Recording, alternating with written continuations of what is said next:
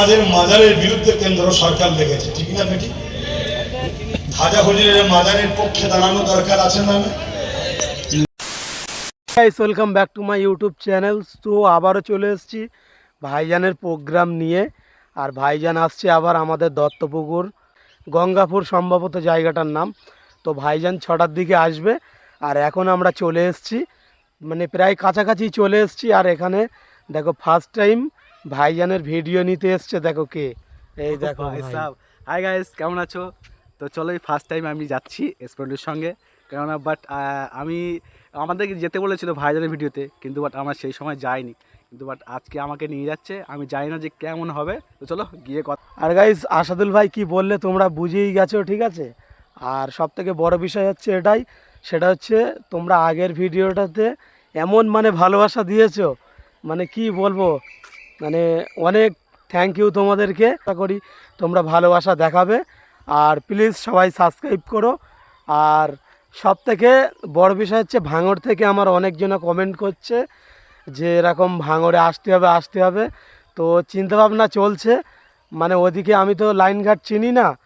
কোনো সময় যদি ভাইজান ভাঙড়ে ডাকে অবশ্যই আমরা যাব, ঠিক আছে? আমি আসাদুল ভাই সবাই যাবে।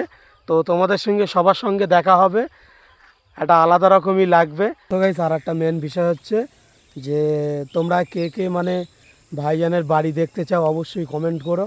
ভাইজানের বাড়িতেও যাব। আর নলেজ সিটি যাওয়ার আলোচনা চলছে, খুব তাড়াতাড়ি নলেজ সিটিতেও আমি যাচ্ছি। তো তোমরা কে কে ওখানে আসছো অবশ্যই কমেন্ট করো। তো তোমাদের আগে আমি জানিয়ে দেবো যে কবে আমি নলেজ সিটিতে যাচ্ছি। তোমরা চাইলেও ওখানে আসতে পারো, অনেক মজা হবে। আর আসাদুল ভাই, বলো ভাই। খুব তাড়াতাড়ি নলেজ সিটি যাচ্ছি। হ্যাঁ, যাবো তো। এখানে আমার খুব ইচ্ছা যে ওইখানে যাওয়ার। একদম একদম। আর ভাইজানের বাড়িতেও যাব। হ্যাঁ, একদম গিয়ে এখানে মানে ভাইজানের সঙ্গে হাতে হাত মেলাবো। এটা আমার ভীষণ ভীষণ ভালো লাগবে। একদম একটা স্বপ্ন আছে, ঠিক আছে, যে ভাইজানের সঙ্গে হাতে হাত মেলাবো। একদম। ঠিক আছে। তো আসাদুল ভাই কি বললে তোমরা বুঝতে পেরেছো? তো এই জন্যই বলছি নলেজ সিটির সঙ্গে একটা অনেক মানে স্মৃতি জড়িয়ে আছে, ঠিক আছে? সেগুলো সব ওই ভিডিওটাতে বলবো। আর গাইস, আর একটা কথা হচ্ছে, মেন বিষয় হচ্ছে মানে আমার একটা সাবস্ক্রাইবারের সঙ্গে দেখা হয়ে গেছে, ঠিক আছে? মানে মেসেঞ্জারে কল করে আমাকে, মানে অনেক সময় কাজ কামের মধ্যে থাকি তো কথা বলা হয় না। তো ওদের গ্রামেতে এসছি এখন, ও দেখি আমাকে ডাকছে, ঠিক আছে?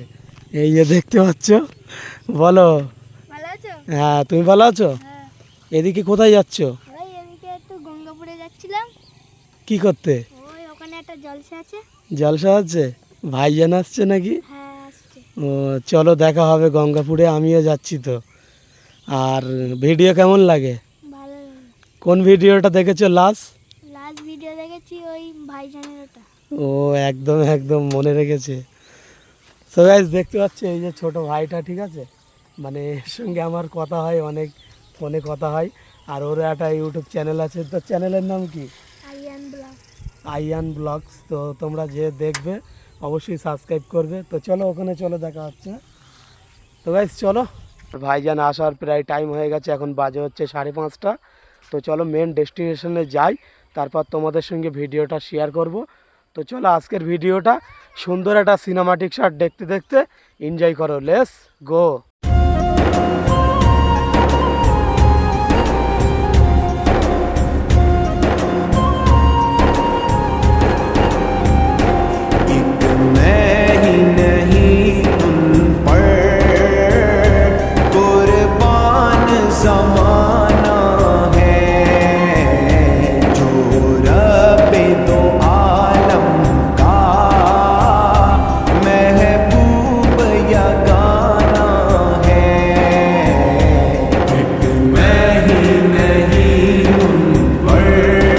সো গাইস, ফাইনালি আমি এখন চলে এসেছি মানে গঙ্গাপুরে। আর এই যে দেখতে পাচ্ছ এই রাস্তা দিয়েই ভাইজান যাবে, এই যে গেট। তো চলো এখন ঢোকা যাক। আর এই যে তোমরা দেখতে পাচ্ছ এই যে গেট আছে, ঠিক আছে?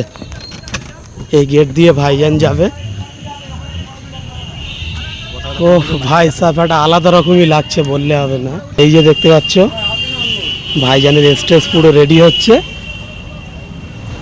দেখি, এই যে দেখতে পাচ্ছ স্টেজ, ভাই সাহেব সত্যি একটা আলাদা রকমই লাগছে।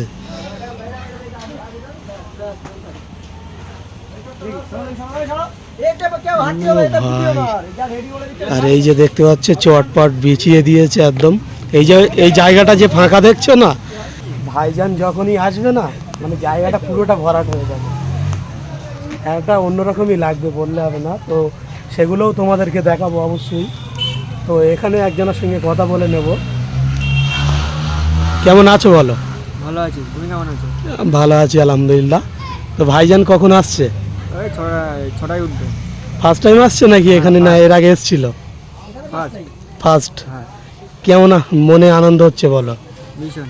একদম এই অপেক্ষায় ছিলে নাকি? হ্যাঁ অনেক দিনের কষ্ট, আজ সফলতা, হ্যাঁ মানে একটা অন্যরকমই লাগছে। হ্যাঁ, হ্যাঁ অন্যরকম লাগছে। তো ভাইজান এসে গেছে না আসছে? আসছে। কটার দিকে উঠবে? কটায় মিজান দা? ছটা। ছটায় উঠবে। হ্যাঁ। তো চলো। তো গাইস তোমরা দেখতে পাচ্ছ এখানে একটা ভাইয়ের সঙ্গে কথা বললাম, তো ভাই তো সব বলে দিল। আর এই যে মাঠটা দেখতে পাচ্ছ, এই মাঠটা ভাই পুরোটা ভরে যাবে, ঠিক আছে? মানে আমি এত জলসায় গিয়েছি, এখানেও বলছি আমি, এই যে মাঠটা দেখতে পাচ্ছ পুরোটা ভরে যাবে একদম।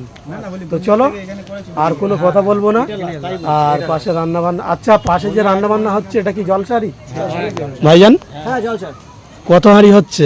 21 হাঁড়ি বিরিয়ানি। বিরিয়ানি। ও ঠিক আছে। তো চলো এখন আর বেশি কথা বাড়াবো না, ডাইরেক্ট ভাইজান আসবে তারপরে কথা হচ্ছে।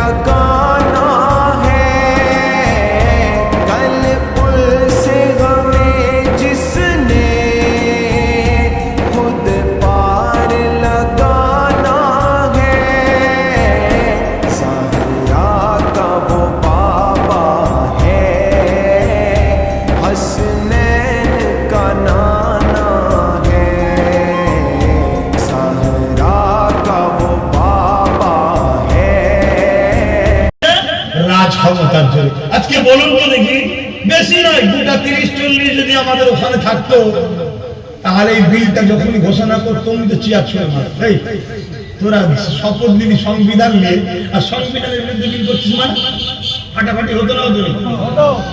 একটা এমপি মানে 15 লক্ষ ভোটার, তাই তো নাকি? তা 2-20 থাকা মানে বুঝতে পারছো। কিন্তু যাদেরকে পাঠিয়েছ তারা দেখছি আবার টাকলার সঙ্গে ফুল দিয়া দিয়ে দিচ্ছে। দেখেছেন না? দেখেন আমার কথা কি খুব কষ্ট হচ্ছে? ও আমার মসজিদ লিখছে ওরা, আমার কবরস্থান লিখছে ওরা, তোমার বুকে ব্যথা হয়নি। আর আমি যখন বলছি কোন মুসলমানের যদি আমার কথায় কষ্ট হয় জানতে পারবো মুনাফিক।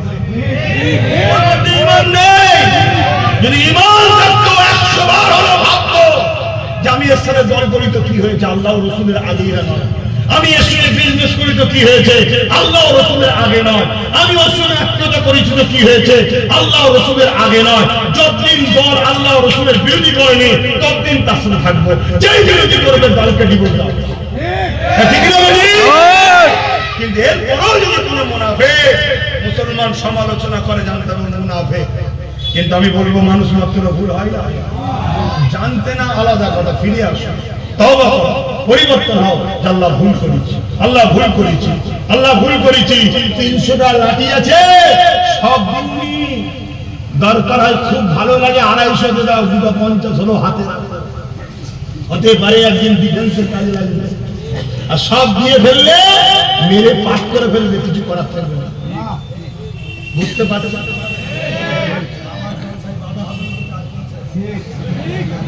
যারা এসে বলবে ওসব করুনি, ওসব করুনি, আমি যা বলছি শোনো, সবাই মিলে ইদিক উদিক করুন, ইনার সাথে থাকো, তাদের জলসা বেশি বেশি হবে, তাই না? কিন্তু উনি তো ভেতর থেকে নিয়ে বসে আছে, উনি তো খেয়ে বসে আছে। তোমার ছেলেগুলো কি হবে? এদের কি হবে? একটা ছেলে এত বছর ধরে হয়ে গেল, এত যখন মহব্বত মুসলমানদের উপরে, কটা ছেলেকে জজ করেছো বলো? কটা ছেলেকে আইপিএস অফিসার বানিয়েছো বলো ক্ষমতায় থেকে? প্রশ্ন না প্রশ্ন না? কটা ছেলেকে এমপিল করেছো ক্ষমতায় থেকে বলো? কটা ছেলেকে আইপিএস অফিসার বানিয়েছো বলো? কটা ছেলেকে ডিএম করেছো বলো? মুসলিমদের কটা ছেলেকে ভিডিও বানিয়েছো বলো? আছে, কিন্তু আমি দেখিয়ে দেবো কয়েক লক্ষ গুন্ডা তৈরি হয়েছে সব মুসলমানের ছেলে। এবারে ওই ছেলেগুলোকে এখন বলছে এ ওখানকার জঙ্গি, এ ওখানকার জঙ্গি, এ ওখানকার জঙ্গি বলে সব